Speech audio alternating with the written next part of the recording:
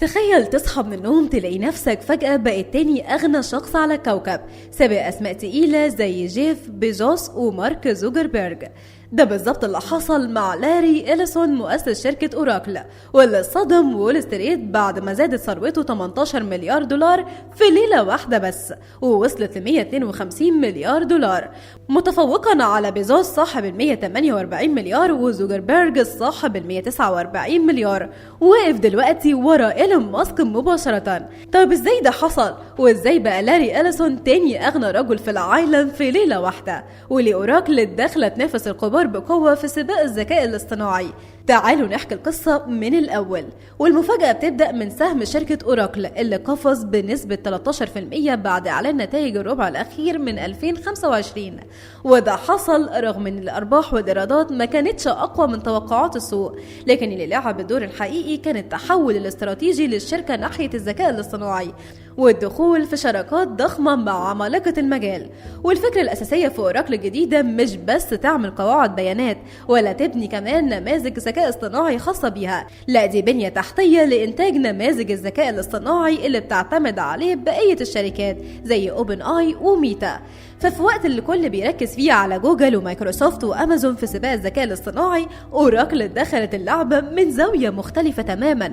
بدل ما تنافسهم في تقديم نماذج ذكاء اصطناعي خاصة بيهم، ركزت على حاجة أهم: توفير البنية التحتية السحابية اللي كل الشركات هتحتاجها لتدريب وتشغيل نماذج الذكاء الاصطناعي.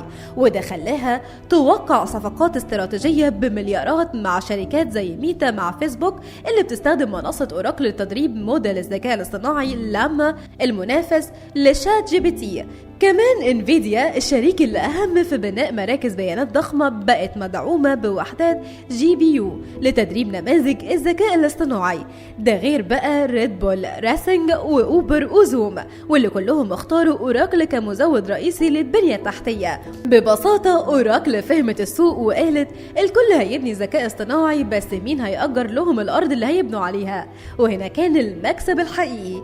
مشوار لاري إليسون من دور تاني في شيكاغو لتاني أغنى رجل في العالم كله. لاري إليسون مش مجرد ملياردير عادي، الراجل بدأ من لا شيء، اتولد لأم عزباء وتربى في حي شعبي في شيكاغو، ترك الجامعة وبدأ حياته كمبرمج لحد ما أسس شركة أوراكل سنة 1977 بمبلغ بسيط، لكن على مدار العقود عرف يحول الشركة دي لعملاق في قواعد البيانات، والنهاردة بيحولها لعملاق الذكاء الاصطناعي. والأهم لاري بيفكر بعقلية مختلفة، مش بيجري ورا الترند لكنه بيجهز له قبل ما يبدأ، واللي خلى أوراكل تسبق بخطوة في البنية التحتية، واللي خلى المستثمرين يضخوا مليارات في سهم الشركة بمجرد ما أعلنوا إنهم شغالين مع انفيديا وميتا. هل أوراكل تقدر تعدي أمازون ومايكروسوفت؟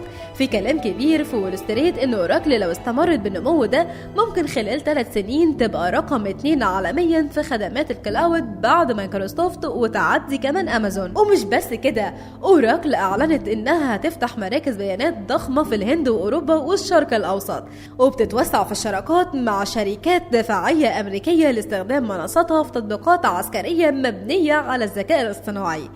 يعني اللي بدأ بشركة قواعد بيانات بيجهز دلوقتي يبقى المحرك الخفي الذكاء الاصطناعي في العالم كله. لاري إليسون ما غيرش حياته في يوم وليلة، لكنه غير نظرة السوق لشركته. ولما السوق اقتنع ان أوراكل مش بس سوفت وير بل منصة الذكاء الاصطناعي الجاية، الفلوس انهمرت. وفي عالم البورصة احيانا خطوة ذكية واحدة تكفي تخليك تسبق بيزوس وزوكربيرج وتبقى تاني اغنى رجل في الكوكب في ليلة واحدة بس.